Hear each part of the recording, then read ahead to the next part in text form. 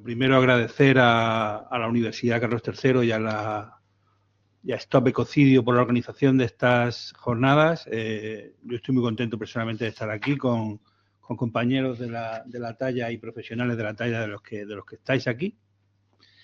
Y se supone que José Manuel y yo vamos a hacer un poco una suerte de conclusiones de lo que aquí se ha hablado esta mañana y vamos a introducir, en la medida en que podamos, pues alguna reflexión que desde el punto de vista de la práctica de la abogacía y del derecho penal ambiental sirvan para que, bueno, nos vayamos de aquí pensando. Yo he tomado algunas notas y, bueno, me quedo con lo que ha dicho Rodrigo de la crisis de civilización, que incluye a la crisis ambiental, junto con otras crisis de gobernanza, la entrada de nuevos fascismos y las guerras y la guerra nuclear. Pero, bueno, la crisis ambiental, que es la que justifica que busquemos nuevas fórmulas o busquemos implementar las fórmulas que ya tenemos. Una de ellas es el ecocidio, otras son los derechos de la naturaleza, que también se puede pensar que sea hablaré un poco después por directa alusión a lo que ha ocurrido en el Mar Menor. Entonces nos encontramos con una campaña internacional y nacional en favor de reconocer el ecocidio, también desde el punto de vista internacional y nacional, y la oportunidad de la Directiva 2024 como gran puerta que se abre, la Directiva Europea 2024, para pensar en la transposición y pensar en que se puede crear unos delitos de ecocidio si no estamos ya, como nos ha comentado Jaime, con unos delitos unos subtipos hipercualificados, o sea, unos subtipos hiperagravados que ya responderían a esa suerte de daño catastrófico. Lo digo también porque en el Mar Menor, en los procedimientos del Mar Menor, procedimientos criminales, estamos utilizando precisamente, porque no tenemos el ecocidio, el artículo 327 como tipo hiperagravado para buscar condenas mayores. Me ha gustado mucho personalmente lo que ha dicho Montserrat de hacer las paces con la naturaleza. Teresa Vicente, que es la profesora con la que yo trabajo últimamente, habla precisamente también de eso y dice que la guerra entre humanos no la va a ganar nadie y la guerra con la naturaleza la va a ganar la naturaleza. Es decir, que es mejor que hagamos las paces con la naturaleza y que hagamos las paces también los humanos. También hay que movilizar la conciencia ciudadana. Bien, pues esa conciencia ciudadana, evidentemente, en Murcia ha servido. La manifestación del otro día de Santiago también se ve cómo va creciendo la conciencia ciudadana y creo que es el momento también pues, para vincular el ecocidio a ese crecimiento de la conciencia. En cuanto a la protección a los denunciantes y defensores de la naturaleza, que nos ha comentado tanto Jaime como Agustín, pues decir también, aportar que el convenio de Aarhus tiene un relator especial para la defensa de los defensores, que precisamente puede servir para estos menesteres. Y ahora ya entrando un poco en lo que sería mi opinión o lo que yo quiero lanzar un poco al debate. ¿Estamos preparados en España para recibir el delito de ecocidio? Esa sería mi pregunta que yo me hago. Y pienso que primero hay que analizar, y para eso también está aquí José Manuel, ¿qué está pasando con el derecho penal ambiental en España? Tenemos estadísticas, más allá de la memoria de la Fiscalía, que todos los años el fiscal Bercher nos brinda a los que nos dedicamos al derecho penal ambiental. Tenemos estudios, tenemos investigaciones sobre cómo se está aplicando el derecho ambiental en España. Yo creo que no hay. Y de hecho el tirón de orejas de la Directiva 2008 es precisamente que no hay datos. Entonces eso sería una labor de responsabilidad que pienso que habría que ejercitar en el mismo tiempo que se pretende la transposición de la nueva directiva. Pienso que habría que buscar mecanismos de seguimiento. Luego también hablaba el análisis que ha comentado Jaime de la Directiva 2008, hablaba de la falta de coordinación con las administraciones que sancionan. Pues también es muy importante porque los que vivimos el día a día del derecho ambiental penal, pues nos vemos que muchas veces la administración llega antes o quiere llegar antes. Luego también habría otra cuestión que nos hemos planteado en el caso del Mar Menor, que es la responsabilidad medioambiental. Hay una ley del año 2007, que parece que no llega a los tribunales penales, parece que los jueces ni la conocen. Es una ley de responsabilidad medioambiental por daños, que tendría que aplicarse cuando se producen daños al medio ambiente, también en sede penal. Pues esa idea también la lanzo como si estamos realmente coordinando esas leyes de quien contamina paga con quien contamina responde penalmente, ¿no? Luego Agustín nos ha hablado de la formación o del apoyo a las fiscalías, pero yo también quiero decir que los jueces y las juezas también necesitan formación, y los abogados y las abogadas también, en materia de ecocidio y en materia de derecho penal. Las fiscalías especializadas llevan ya un tiempo, pero en el Mar Menor tuvieron que liberar a un juez para que llevase solo la instrucción del Mar Menor, él solo. Y fue una decisión acertada, porque se dejó todos los asuntos que tenía, muchos asuntos que llevan los jueces penales que no tienen nada que ver con el medio ambiente, y se interesó por una cuestión ambiental. Pero esto no es lo normal. Lo normal es que nos encontremos jueces que no conocen la materia criminal ambiental. Y entonces pienso que también habría que buscar soluciones que vayan hacia la formación de esos jueces y hacia la formación de abogados y abogadas en materia de ecocidio. Y ya terminando, en relación a lo del al Mar Menor, que yo pienso que ha sido un ecocidio, y de hecho cuando vimos las primeras imágenes de no solo de la sopa verde en 2016, sino ya en 2019, cuando los peces salieron del agua a suicidarse, que fueron imágenes terribles, pues yo lo primero que pensé fue que esto es un ecocidio. Y así lo publicamos en prensa, esto es un ecocidio. Y nos faltaba esa regulación que hemos acudido al subtipo agravado, como os comentaba antes, que lo comentaba también Jaime, hemos acudido al subtipo agravado de daño catastrófico, pero realmente el tratamiento, pienso yo, en mi opinión, el tratamiento procesal de lo que ha pasado en el Mar Menor ha sido una suerte de coger el rábano por las hojas, es decir, ha sido señalar a un puñado de agricultores como responsables de todo lo que ha pasado en el Mar Menor. Realmente el ecocidio es mucho mayor quiero decir,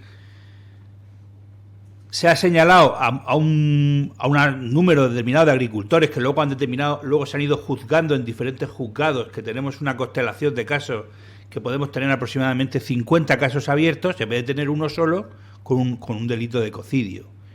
Y eso es lo que nos mantiene un poco en vilo de si realmente habrá justicia alguna vez, porque solo en una de las piezas del Mar Menor es donde están los responsables políticos de lo que ha pasado, solo algunos, y precisamente por prevaricación ambiental, tampoco por comisión por omisión de ecocidio o comisión por omisión del 325, que yo pienso que podría ser. Y ya por último decirle a Jaime que gracias a la ley del Mar Menor hemos conseguido que el Mar Menor sea acusación particular. En un asunto nos lo han rebatido y en otro asunto nos lo han admitido. Y entonces es una forma de que con los derechos de la naturaleza, aparte de la acusación popular, que sabes también como yo que hemos trabajado mucho y hemos luchado mucho porque se estabilicen y se crea en ella por parte de los movimientos sociales y ecologistas, se abre una nueva espita con la posibilidad de la acusación particular o como víctima de ecosistemas, si es que se reconoce algún ecosistema más aparte del Mar Menor, pero de momento con el Mar Menor. Y por último decir también una frase que ha dicho Jaime, que era que pero no para criticarlo, sino para decirle que estoy de acuerdo con él, que el derecho penal va a llegar siempre detrás del desastre, el ecocidio llega detrás. Entonces yo pienso que junto a soluciones, esta es mi última reflexión, junto a soluciones represivas, tendríamos que buscar represiones preventivas. Pero también lo ha apuntado Rodrigo, porque la frase de Rodrigo que me he quedado era con que no era la panacea el ecocidio, no era la panacea, el ecocidio es una campaña más que está muy bien y es muy necesaria, pero el derecho preventivo hay que trabajarlo porque hay que evitar el desastre, porque luego al final pasa lo que se ha comentado del asunto del Prestige o el asunto de Bolidén en Doñana, que no responde nadie.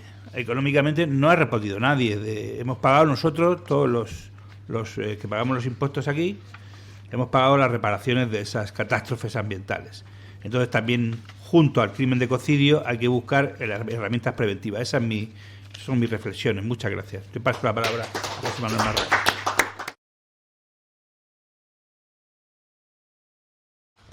Bueno, buenos días.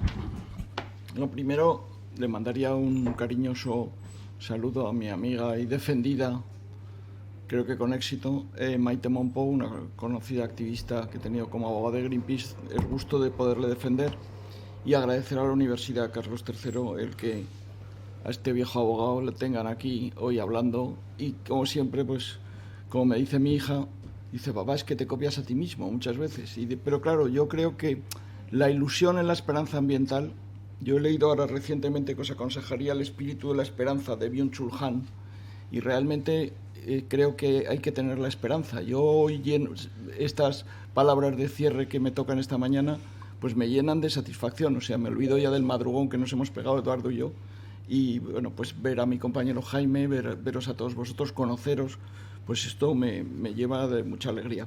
Como voy de postre, ya perdonarás, Agustín, yo creo que te has olvidado una cosa en el año 72 que fue importantísima, que fue la Conferencia de Estocolmo. En la Conferencia de Estocolmo, sí, yo siempre repaso, yo vuelvo un poco a la memoria histórica, que parece que aquí se nos ha perdido. O sea, yo he estado en clase, ya cogí los grises y me han sacado de clase. O sea, venir aquí en este ambiente de libertad, es que ahora que está, como habéis hecho, yo estoy muy contento porque tú misma, que te lo he dicho, profesora internacional, pues lo dices. O sea, realmente este ambiente que se respira en la universidad, que se pueda hablar, pues esto yo no lo he vivido. O sea, yo terminé la carrera en la Facultad de Derecho de Madrid porque era un mal estudiante, y entonces recuerdo cuando entraron los guerrilleros de Cristo Rey y rompieron las vidrieras de mi facultad, y entonces le dieron un cadenazo al que estaba a mi lado. Yo me libré. Entonces, bueno, todas esas cosas creo que hay que refrescarlas un poco, porque yo oía estos días en televisión una madre que estaba diciendo que se estaba explicando a sus hijos. O sea, yo impresiono, y yo deduciría testimonio cuando alguien se permite hablar de Franco en las Cortes. O sea, si hablamos de ecocidio y de genocidio, me parece que yo, cuando me refiero a ese personaje, digo en los tiempos en que nos gobernó un militar de alta graduación de cuyo nombre no quiero ni acordarme. Porque realmente, y eso también hay que decirlo, o sea, lo que habéis dicho vosotros de unir los derechos humanos con el derecho al medio ambiente. El derecho al medio ambiente tiene que estar generalizado, pero el derecho al medio ambiente es un derecho inclusivo. O sea, el derecho no es de los ecologistas. Yo me acuerdo cuando venía, ya viene Marraco otra vez con el cambio climático. No, pues es que ahora ya el cambio climático, pero tenemos que empezar a todo eso. Entonces yo, la verdad es que, como digo, que me copio a mí mismo, en el blog de la abogacía, a ver si lo encuentro porque yo con los papeles soy muy desastre, el 7 de septiembre de 2021 yo escribí: el Mar Menor, ecocidio, existe el derecho ambiental. Y os pediría que, si tenéis un poco de paciencia, lo busquéis, y ahí está. Digo, no se resuelven los problemas, decía yo, promulgando leyes, sino aplicándolas. Y ahí quiero entrar. O sea, yo llevo 47 años de abogado en ejercicio. Y me acuerdo del primer pleito que llevé, que fue un tráfico de especies protegidas, que salió en el telediario, y entonces cuando entró la televisión, dijo el presidente: ahí va la televisión, si son 4 bichos.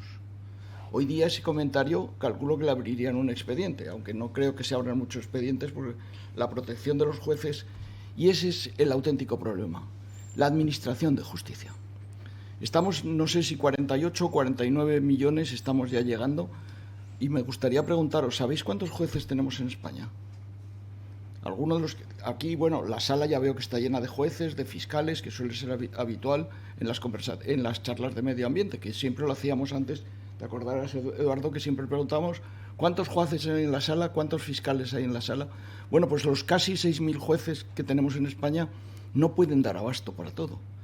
O sea, el otro día el presidente de una de las salas de la Audiencia Nacional, cuando suspendió una de las causas estas que tienen, lo señaló para otro día y le dieron fecha ya para 2026 o 2020, porque ya en 2025 no. O sea, una administración de justicia que la tutela judicial efectiva no se cumple, ese es el auténtico problema. O sea, no es cuestión de promulgar más leyes, es cuestión de que las leyes tienen que cumplirse. Y claro, la cuestión es eso que decía yo en septiembre de 2021. O sea, tenemos las directivas, la de 2024 está mejorando, todos mejoran, han pasado de 9 a 20. Pero claro, si de repente, como nos ha ocurrido en el asunto de Greenpeace último que he llevado del Algarrobico, hay 40 sentencias judiciales. Y el Algarrobico, que es una ilegalidad, sigue en pie. Entonces, ¿de qué nos sirven las normas? Yo es lo que me pregunto.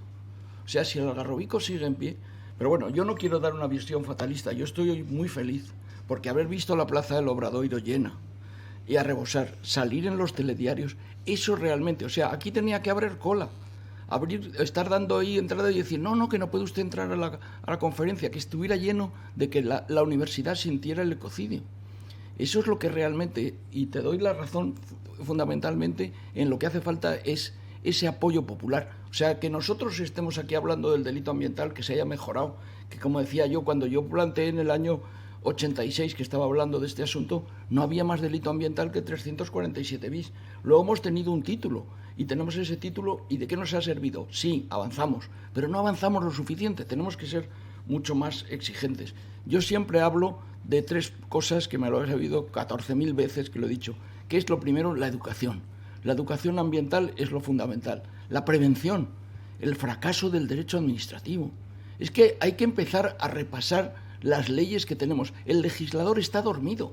El legislador, lo que no puede ser es que el Congreso sea un patio de colegio, como me dijo el otro día un juez a mí en un juicio que hizo perfectamente, porque empecé a discutir con el abogado contrario y dijo, señores letrados, cállense los dos que esto parece un patio de colegio. Pues efectivamente, eso es lo que está ocurriendo, que en vez de legislar estamos ahí. ¿Qué proposiciones hay? ¿Qué se está diciendo? ¿Qué ejemplos estamos haciendo con la justicia? Esa es la reflexión que tenemos que hacer. Que se estén utilizando la justicia para los medios que se están utilizando no puede ser. O sea, la justicia tiene que ser otra serie de cosas.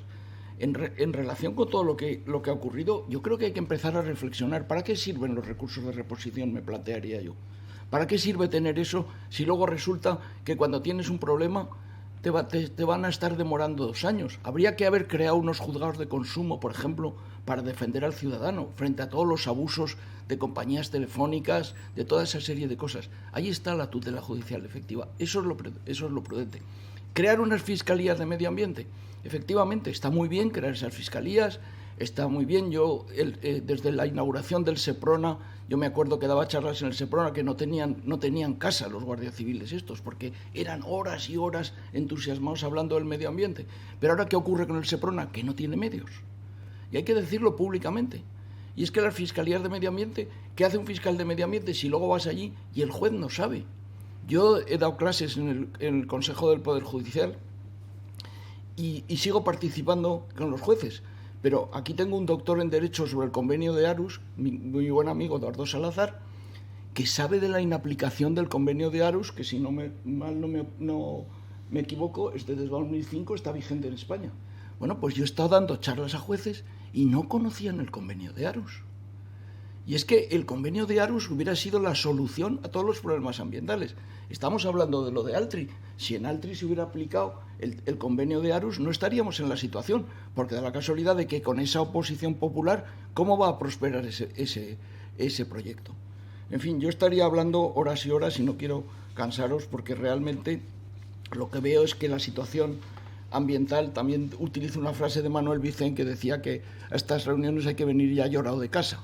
Porque, claro, efectivamente, si pensamos en la primera catástrofe que recordaréis todos, la de Bhopal de 1984, el otro día salía que todavía no han cobrado. Y claro, es que esa es la historia, esto es en la India.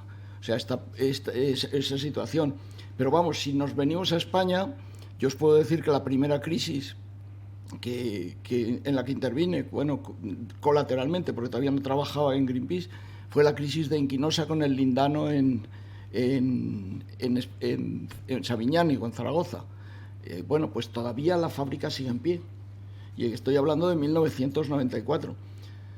Pero es que la catástrofe de Doñana, que si la memoria no me falla es del año 98, pues ahora parece que le van a dar otra vez licencia a Bolidem. O sea, yo creo que, claro, todas estas cosas estas reflexiones tan poco jurídicas que estoy haciendo, pues yo creo que es un poco, hay que darse ese baño de realidad.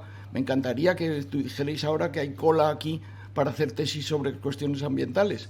Bueno, ya por lo menos felicito a uno de los asistentes que está haciendo una tesis doctoral sobre el ecocidio y espero que tenga mucho éxito.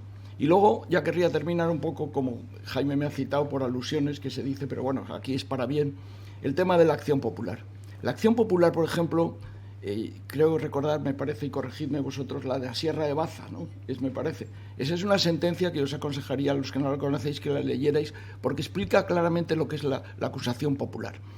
La acusación popular lo que no puede ser es pervertirse, que es lo que se está haciendo. O sea, yo, por ejemplo, si fuera juez, no admitiría esa tendencia que tenemos en los tribunales a que se admite todo. ¿Cómo se puede admitir una querella contra la EMET, que es un organismo que no da más que el tiempo? ¿Qué responsabilidad tiene en las cuestiones de la DANA? Esto de que se admitan las querellas contra todo, es que no puede ser. O sea, hay que hacer una reflexión sobre la administración de justicia. Lo que no puede ser ese reparto que hay, esas situaciones, esas circunscripciones. Estamos en una situación que creo que hay que cambiar y hay que variar. Entonces no podemos estar ni con esas normas que tenemos, que el legislador yo creo que está. Ya sabéis que la ley de enjuiciamiento criminal es de 1882. No me digáis que no ha dado tiempo para modificarla.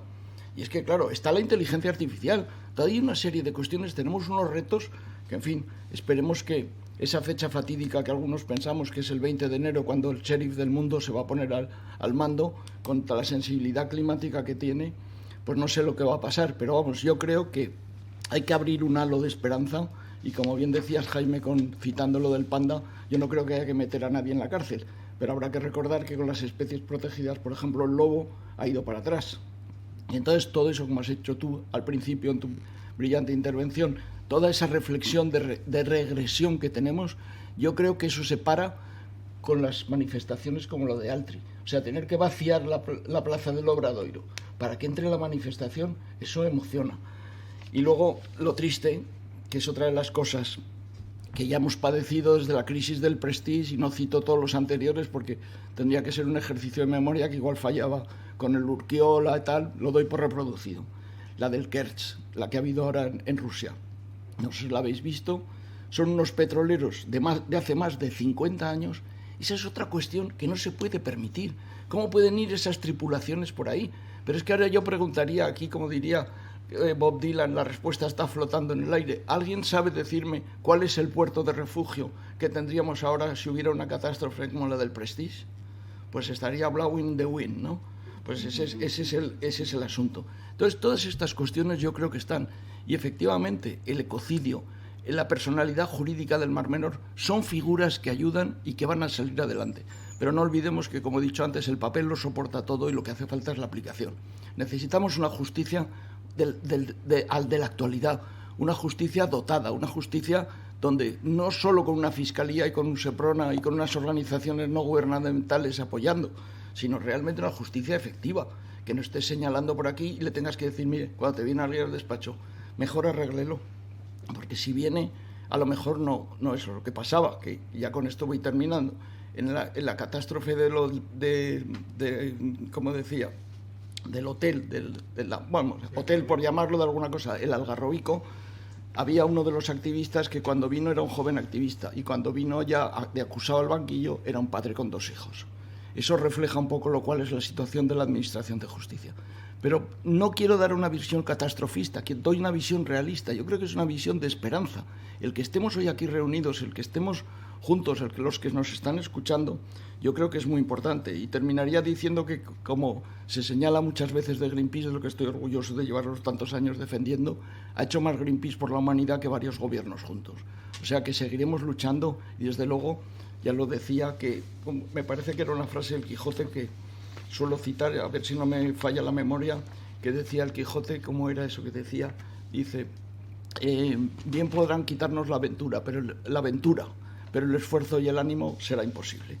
Quería también ya terminar, aparte con eso, señalando, que lo tenía por aquí creo apuntado, una reflexión sobre las leyes, que no sé dónde lo he dejado, porque los papeles, como digo, soy un auténtico desastre. Mira, aquí lo tengo.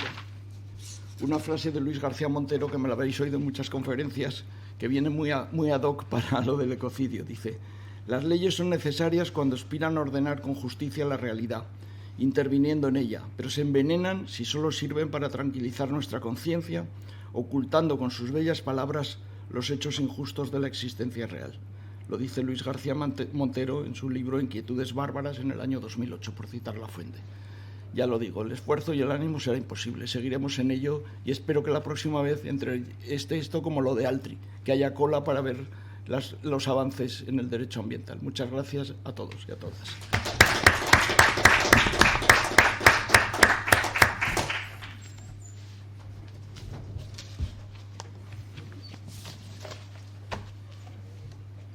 ¿Abrís coloquio o questions? Questions. Open debate. Es el momento de abrir el debate para conversar entre nosotros y preguntas. No son tantos, así que por favor, intervengan. Muchas gracias. Enhorabuena a los ponentes porque realmente nos han abierto nuestros horizontes en el pensamiento. Y yo me gustaría dirigirles un par de preguntas. Una, por una parte, al diplomático político y otra a los abogados. Con respecto a la primera, dado que partimos desde postulados un poco de realismo político, es posible, si no probable, que nuestra generación no vea ninguna enmienda en el Estatuto de la Corte Penal Internacional, teniendo en cuenta todo lo que es necesario para que triunfe en la Asamblea de Estados Partes, etcétera. Pero está claro que aunque no pueda haber a corto o medio plazo, al menos, un cambio en una enmienda en el Estatuto de la Corte Penal Internacional, ya todo lo que ha pasado hasta aquí ha valido la pena y además es previsible que siga habiendo cambios que a su vez produzcan un efecto dominó en los próximos años. De hecho, bueno, pues ya lo hemos visto en el ámbito del Consejo de Europa, en el ámbito de la Unión Europea bueno, pues también la ola que ha habido en algunos ordenamientos internos más allá del estricto ámbito europeo. Entonces, mi pregunta es, ¿cómo ve usted hasta qué punto estos cambios pueden seguir ampliándose y cómo? O sea, ¿hasta dónde, cómo, qué cambios podrían ser previsibles en esa vía paralela a un posible cambio del Estatuto? Bueno, también le preguntaría cuán optimista es usted con respecto a la enmienda del Estatuto, pero además de eso, ¿hasta qué punto toda esta ola puede seguir influyendo, condicionando nuevos desarrollos en el plano internacional y en el plano también de una perspectiva de derecho comparado? Y a los abogados les preguntaría por el traslado, la proyección de los derechos de la naturaleza en el ámbito procesal. Es decir, por supuesto que los derechos de la naturaleza y los derechos de las futuras generaciones pues son unas de las novedades más fascinantes en los últimos años desde la perspectiva jurídico, político, social, porque son cambios ontológicos y son fascinantes ambos. Y quedan muchos desarrollos a partir de ellos por crear y por trabajar. Está claro que el tema de los derechos de la naturaleza implica muchísimas complejidades para articularlo jurídicamente. El que un mar, una montaña o un río tenga personalidad jurídica, pues eso hay que aterrizarlo y ya lo están haciendo, ya lo estáis haciendo, como habéis dicho, como han dicho previamente, con respecto, bueno, en España, a partir de la ley del Mar Menor. Sería muy interesante conocer su experiencia sobre los problemas que ya han encontrado a la hora de articular, a la hora de hacer operativa esa legitimación activa del Mar Menor para ir al juzgado. Nos encantaría, bueno, a mí al menos me encantaría conocer esas dificultades y esos previsibles problemas que se habrán encontrado por el camino. Muchas gracias por haber adelantado. ¿Más preguntas? ¿Sí? Hola, buenos días. Bueno, gracias a todos los ponentes. Perdona, yo por las cuestiones de memoria agradecería, y dada la brillante, como tu exposición, pregunta que has realizado, si las podemos contestar una tras otra, le diría. Yo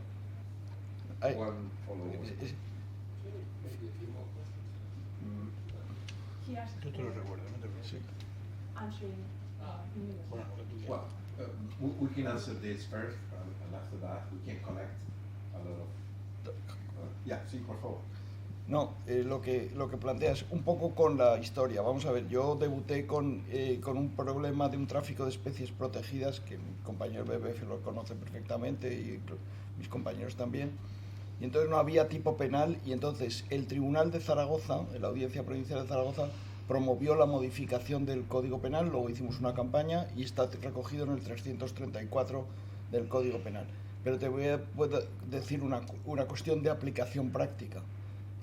Las especies, como todos conocemos, se hablan en sus nombres latinos. Y entonces, si estás hablando de un quebrantahuesos o de una limoche, y entonces un día hablando con un juez le digo, bueno, es que si hasta empezamos a hablar del tráfico del Gyps fulvus o del Neophron pernocterus, y entonces digo, y voy al juez, ¿qué harías? Dice, pues lo primero, mandarte al médico forense para que te reconozca, porque estás diciendo unas cosas muy raras. Eso es un poco lo que estoy hablando de la educación, formación y sanción. Hace falta educar, el tener ese... Porque claro, es que además los jueces no saben de todo. O sea, y llevamos reclamando yo creo que desde que hicimos la primera comunión en Derecho, los peritos ambientales. Yo no quiero cerrar esto con el libro de anécdotas, porque si no pensáis que estoy aquí como el abuelo Cebolleta, pero en un asunto de Greenpeace, de contaminación, cuando ya terminó y el juez se jubiló, me dice, mira Marraco, te voy a contar una cosa. Cuando tú hablabas de la DQO, la demanda química de oxígeno, digo, ¿y esta señora cuándo va a venir aquí? Esa es la situación que yo he vivido. Son ejemplos que yo relato directamente. O sea que, pero en fin, no quiero... La pregunta era primero a Agustín, ¿no? Agustín. Sí, estaba intentando mirar, que lo acabo de encontrar, son 124 países los que ahora mismo tienen ratificado la Corte Penal Internacional y Estatuto de Roma. Esto, teniendo en cuenta que son 193 los Estados miembros de la Asamblea General, ¿qué quiere decir esa diferencia? Que Estados Unidos y otra serie de países, probablemente contra los que se pudiera actuar de forma de aplicación del crimen de ecocidio, no están y no van a estar, ni lo van a ratificar. Esto es lo de ver el vaso mitad lleno o mitad vacío. Mitad vacío, no están los principales causantes de aquellos actos de delitos, crímenes que tipificamos como ecocidio. Vaso medio lleno, no se pueden oponer al proceso de ratificación. El artículo 123 abre el procedimiento del Estatuto de Roma, con el 121 sobre todo el apartado 2, ¿no? Pues si no, estoy hablando de memoria, pero creo que es verdad. Lo que quiere decir que cuando se hizo la redacción y se aprobó el Estatuto de Roma, se preveyó una revisión en 7 años, una conferencia de revisión en 7 años. Ese es el ciclo que se pensaba en situación normal que podía dar lugar, porque desde que se firmó el Estatuto de Roma siempre hubo la idea de que quizás había sido muy estrecho, bueno, se opuso Francia, Estados Unidos y otros países a la introducción de más delitos, ¿no? Reino Unido. Si tenemos en cuenta la situación actual, el aumento de los crímenes que aparecen ligados a ecocidio, temas medioambientísticos, yo soy optimista. Y voy a decir, no, yo soy optimista. Soy optimista ¿por qué? Primero, porque los que se lo pueden bloquear no están. No van a estar nunca, ni van a firmarlo nunca. Y los que están tienen un interés, básicamente, en seguir impulsando el desarrollo del Estatuto de Roma. Nos podemos encontrar, como muchos otros temas, que avanzamos, por un lado, los grandes, países que pueden verse afectados, están las grandes empresas, las grandes corporaciones en estos países radicadas, y van a presionar a estos países para que no entren en la Corte Penal Internacional, no firmen el estatuto, pero los otros lo van a continuar porque son los que se ven como perjudicados. Quiero decir, la masa de países del G77, de los países del sur global, quieren tener la figura del ecocidio dentro. Y esto puede que nos encontremos con una situación de que sea más rápido de lo que pensamos. La Secretaría General de Naciones Unidas está claramente a favor de introducir todos estos elementos y todo eso ayuda. La máquina de Naciones Unidas está a favor de ello. Soy optimista, añadiendo después el caveat que hemos dicho aquí, de que una cosa es tener las cosas en el papel, una cosa es que aparezca en el Estatuto de Roma claramente el quinto delito de ecocidio, pero creo que lo veremos antes de lo que nos pensamos.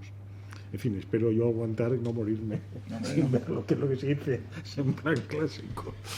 O sea que soy desde ese punto de vista, veo el vaso medio lleno en vez de medio vacío por esta peculiaridad del estatuto. Habría que aplicar también el ladran, luego cabalgamos, ¿no? Ahí está el asunto. Pues en relación a lo que preguntabas de los problemas que hemos encontrado en la vertiente procesal de la ley del Mar Menor, la ley 19/2022, sabes que la ley tiene un artículo 6 que concebimos o redactamos con la idea de que fuese algo más que una acción popular, es decir, que fuese el Tribunal Constitucional, en la sentencia que ha avalado la ley 19/2022, ha hablado como un poder general universal. La ha calificado así el artículo 6. Nosotros pensábamos que era una legitimación especial, una representación del Mar Menor como ecosistema. Problemas que nos hemos encontrado, creo que me has preguntado. Pues que ¿quién defiende al Mar Menor cuando hay muchos interesados? ¿Quién? Lo que ha pasado en 3 procedimientos que ha habido criminales es que ha habido un juez de Cartagena que estaba llevando a cabo esos procedimientos, que estaba instruyendo esos procedimientos, y entonces ha llamado al Mar Menor. Y cuando llamas al Mar Menor, como no estaba la tutoría todavía terminada porque el gobierno no ha dictado el reglamento que permite organizar la tutoría del Mar Menor, pues entonces el juez llamó a todas las administraciones implicadas, incluyendo los ayuntamientos, que son 7, y a las ONGs que consideró. Entonces, ¿qué ha pasado al final? Pues que las ONGs se han aliado para generar una personación única, o casi única. Entonces han ido juntas al tribunal representando al Mar Menor, y solo un ayuntamiento interesado ha sido el que se ha personado en las causas criminales. Entonces, ese problema de una dispersión de representantes del Mar Menor que no se ponen de acuerdo lo hemos solventado en este primer caso. Otro problema que hemos tenido, uno de los abogados de la empresa contaminante ha convencido en un recurso a la Audiencia Provincial de Cartagena de que es una acción popular. Lo del artículo 6, que ya te he comentado que nosotros decíamos que no y el Constitucional también ha dicho que no. Pero como el Constitucional ha llegado hace un mes, la Audiencia Provincial de Cartagena dijo que era una acción popular, y como procesalmente solo la acusación particular podía revivir un proceso en el que el fiscal no iba a acusar, que es una cuestión de procesal de criminal en la que solo la acusación particular puede revivir un proceso en el que el fiscal no va a acusar, es un poco complicado, pero no valía la acción popular. La Audiencia Provincial de Cartagena ha dicho que que el artículo 6 realmente es una acusación popular y que por lo tanto no nos permitía a los que representábamos al Mar Menor seguir en ese procedimiento.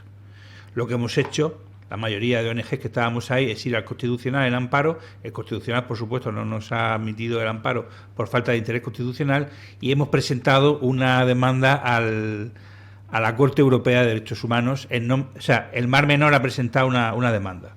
A ver si suena la flauta, que no sabemos si va a sonar, por supuesto. Esos son los problemas que nos hemos ido encontrando, que esperamos que con la práctica se vayan solventando.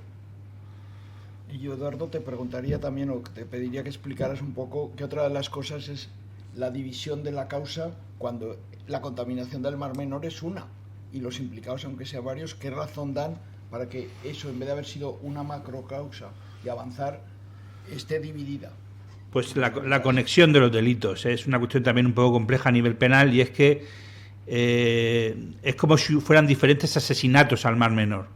Entonces cada agricultor con su desaladora han contaminado al Mar Menor.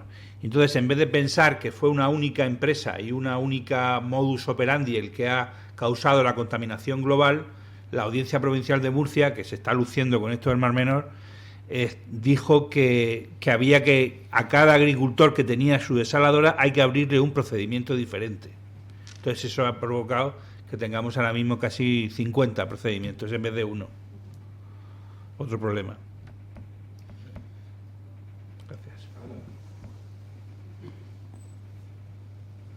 Gracias. Bueno, gracias a los ponentes por todas las exposiciones.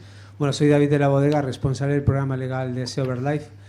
Bueno, primero quería hacer un alegato en favor del derecho penal y de su aplicación en España, porque bueno, ha salido el tema del lince ibérico, pero hay que decir que en España el águila imperial, el buitre negro, los alimoches, o sea, hay cantidad de especies amenazadas que hace 30 años lo estaban, y que precisamente la aplicación del derecho penal, no solo las medidas de conservación, sino que el derecho penal ha hecho posible que haya toda una cultura, además, no solo en las fiscalías, aunque comparto que evidentemente hay una falta de formación en los jueces evidente, pero sí que hay protocolos de actuación en las policías ambientales. Ha habido toda una concienciación sobre cómo luchar contra los delitos contra la fauna, por ejemplo, lo pongo como ejemplo, que ha dado sus resultados. Hay un delito que es el de métodos masivos y no selectivos, el artículo 336 del Código Penal. Desde el año 2010 tenemos una reducción paulatina e imparable del uso de veneno o de cebos envenenados en España, que ha causado la muerte en los últimos 25 años de 200.000 animales. Es la estima que se hace, ¿no? Entonces, realmente el derecho penal, aunque son pocas las sentencias que tenemos, si nos ponemos en un contexto europeo, por ejemplo, tener más de 150 sentencias condenatorias en delitos contra la fauna es algo impensable en Alemania, en Reino Unido, en Francia, donde muchas veces frente a estos delitos no hay ni siquiera policías ambientales, ni protocolos, ni la concienciación social de que la vía penal es una vía efectiva para luchar contra este tipo de delitos y generar una capacidad disuasoria sobre esos entornos que están cometiendo esos delitos, ¿no? Y entonces, en España como digo, ha sido efectivo y creo que es así.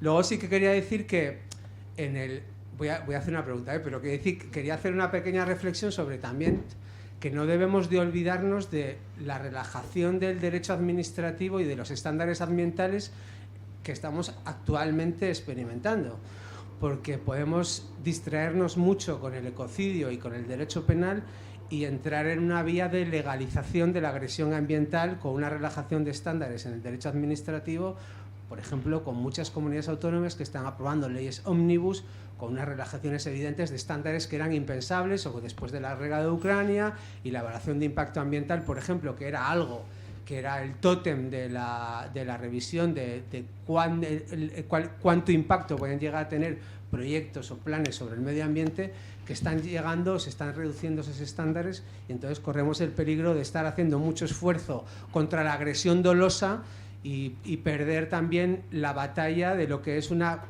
regulación efectiva de la actividad legal, que tiene también igualmente una agresión al medio ambiente, ¿no? Quiero decir que también no perdamos esa perspectiva. Y para mí, como tercera pata de todo este sistema, está el derecho constitucional. Y ahí es donde os quería hacer una pregunta, que digo que para mí es un compendio de los tres órdenes, que es un poco qué margen de mejora en nuestro ordenamiento jurídico tiene el reconocimiento del derecho humano al medio ambiente.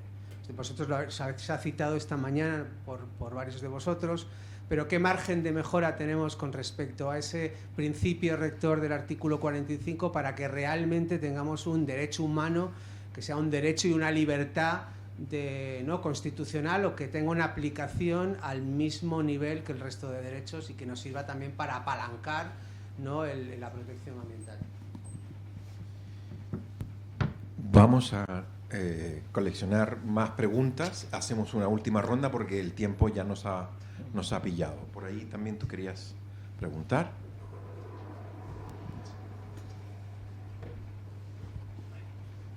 Bueno, muchas gracias por las ponencias, por todas las reflexiones, los comentarios, y enhorabuena. Yo soy Jonathan Rigo, soy doctorando en la Universidad de las Islas Baleares. de hecho, sobre el ecocidio.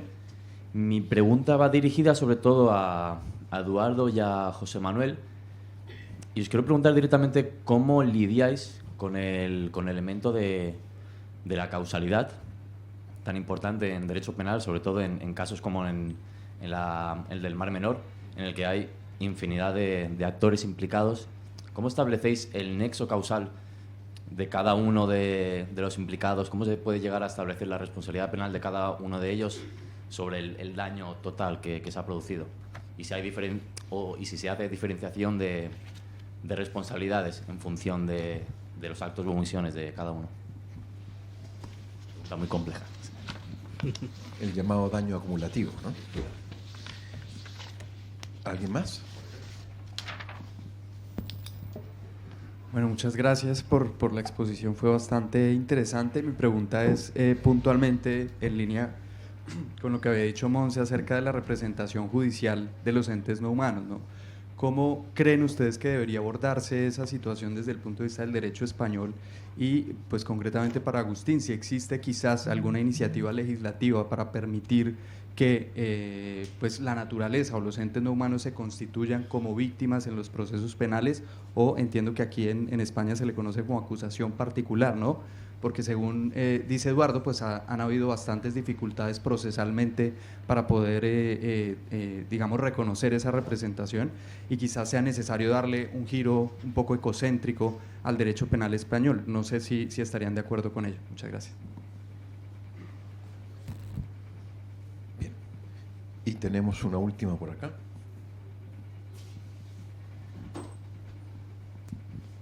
No, a mí me ha interesado mucho, Eduardo, y te lo dejo votando para que te mates, lo de la vía de acudir, que el Mar Menor, que será muchas cosas, pero no es humano, al Tribunal Europeo de Derechos Humanos. Claro, entiendo que la vulneración de derechos humanos es del colectivo persona jurídica que actúa en nombre y que ve vulnerado su derecho a tutela al proceso debido, ¿no? Me imagino que irá por ahí.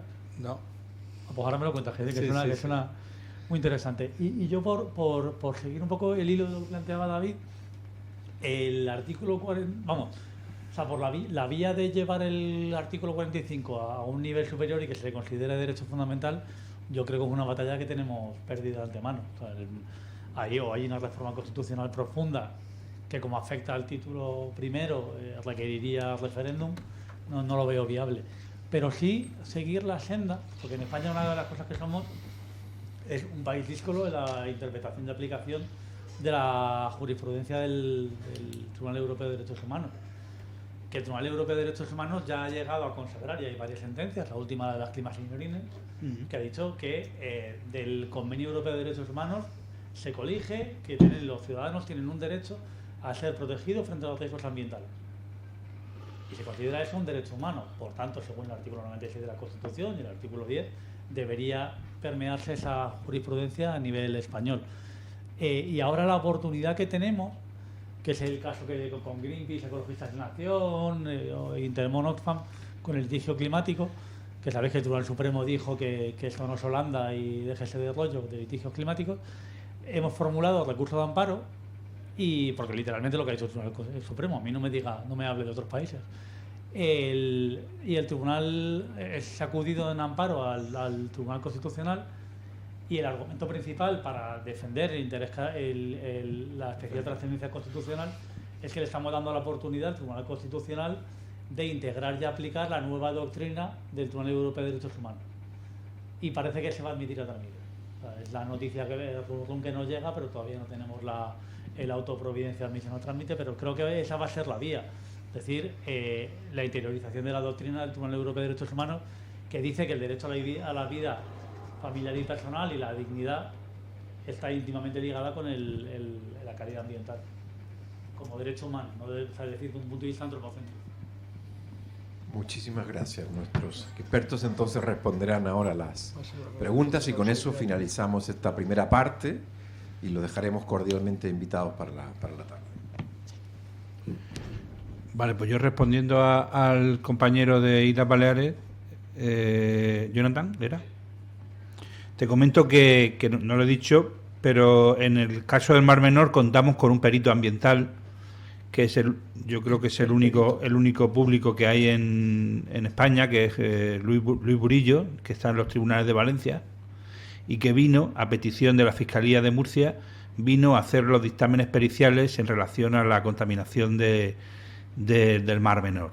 Y entonces lo que ha hecho ha sido dividiendo, ha hecho grupos de intensidad en la contaminación y ha ido agrupando a las diferentes contaminadores, a agricultores sobre todo, que han provocado la situación del Mar Menor, no ellos solos, porque también hay aguas residuales y también hay un debate en Murcia muy profundo sobre cuáles son las causas, cuáles son todas las causas y en qué proporción, pero nos hemos apoyado de esta manera con un perito ambiental.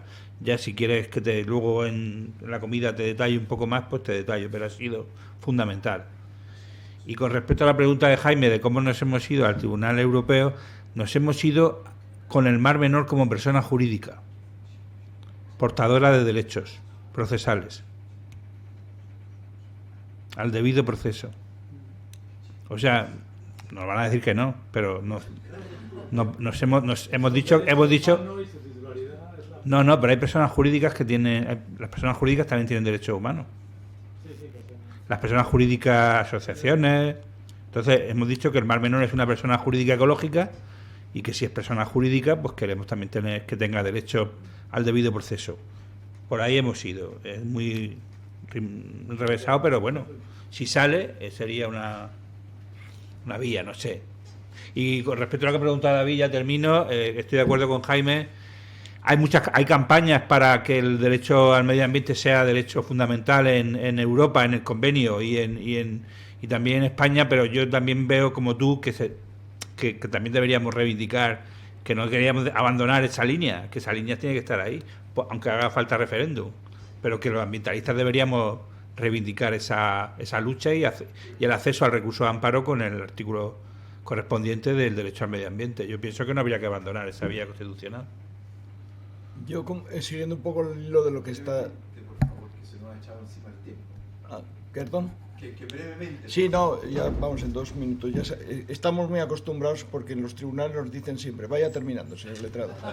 Entonces, yo diciendo, David, un poco ya sabes, yo voy siempre con la memoria histórica. Yo creo que una campaña de Greenpeace, Oxfam y alguna otra asociación que me disculpe porque que se promovió el luchar por el tema del derecho fundamental. Habría que retomarla, porque yo creo que, como decía un querido compañero, que ahora tampoco me acuerdo de su nombre, decía que los derechos son como el acordeón, que hay que estirarlos, porque si no, no funcionan. Entonces yo creo que como el no ya lo tenemos, hay que luchar por el sí. Yo te recuerdo y reconozco que se ha avanzado mucho en el derecho penal, pero claro, el derecho penal, como todos sabemos, es última ratio. Yo creo que el derecho preventivo, el derecho administrativo, habría que darle un gran repaso. Pero claro, con esos tribunales que tenemos, que se están todos retrasando, no sirve para nada. ¿Dónde está la tutela judicial efectiva? Yo creo que es que, como decía el antiguo presidente del Consejo de la Abogacía, Carlos Carnicer, como el derecho no da votos, pues la justicia no da votos, no se ocupan los partidos, porque realmente lo que se ocupan es de dominarla. Lo que no se ocupan es de fomentarla. Que, como ha dicho Eduardo, el perito. Tenemos un perito para 48 millones de estos, en un perito oficial. Hombre, debe haber algún otro más, pero debe estar en la clandestinidad porque no lo conocemos. O sea que realmente, bueno, pues esa es esa situación. Yo creo que, en fin, yo estaría hablando sin parar, pero bueno, yo creo que os agradezco mucho. La verdad es que va uno reconfortado y, como os he dicho, desde luego no nos van a parar. Ya llegará el ecocidio, llegará el derecho fundamental, todo eso llegará. Lo que espero es verlo, a ver si hay suerte. Muchas gracias. Súper breve. Los derechos hasta ahora, claro, todos sabemos que van ligados directamente a la persona desde el derecho romano hasta hoy, ¿no? Esa fue una de las grandes conquistas. Pero la discusión que tuvimos en Nueva York con Teresa, con Eduardo, fue precisamente a través de la personalidad jurídica cómo empezar a avanzar. No es la única iniciativa. Jordania, por ejemplo, lleva presentando desde hace 2 años resoluciones a la Asamblea General sobre un concepto que es armonía de la naturaleza. Ese concepto, cuando se rasca, lo que va buscando es establecer derechos y establecer personalidad jurídica a sistemas ecológicos, ¿no? Ese va a ser por ahí la vía. En el sistema nuestro, cualquier reforma constitucional, no tengo que explicar lo complicada que es y lo poco que podemos esperar de recorrido por ese tema. Pero a través de tratados internacionales, es verdad que nuestro último gran tratado internacional fue el derecho del mar, y han pasado 40 años, y cuando se hizo la tabla hace 3 años en Naciones Unidas de temas sobre los que había que legislar, aparece de pronto porque todos los temas relacionados con bienes comunes, especialmente situación de la Antártida, situación del Ártico, grandes bosques, etcétera, aparece inevitablemente la necesidad de establecer tratados que de alguna forma incorporen, o bien vía armonía de la naturaleza y mantenimiento del sistema, o bien personalidad jurídica desde el punto de vista de nuestra tradición de derecho romano, etcétera, etcétera, ¿no? Yo creo que esa va a ser al final la vía por la que avanzaremos para ampliar, pasar de una visión absolutamente antropocénica a una visión más centrada en el conjunto global del planeta, ¿no? Gracias. Sí, yo solo quería decir una cosa. Yo no quiero dar una visión despectiva de la crítica a la judicatura. He dictado las anécdotas. Yo funciono por todos los juzgados de España y realmente hay lo que llamo yo los jueces de trinchera que se ocupan de todo eso, que yo no me cambiaría por ninguno de ellos, porque son jornadas interminables, las guardias, tal, y la dotación de medios que tienen. No sé si habéis visto además el desprecio a la administración de justicia. Ahora, por ejemplo, por citar un detalle, se está haciendo una reforma de los juzgados en Sevilla y les habían puesto a los jueces un despacho de 11 metros que no les cabía ni un armario para poner la toga.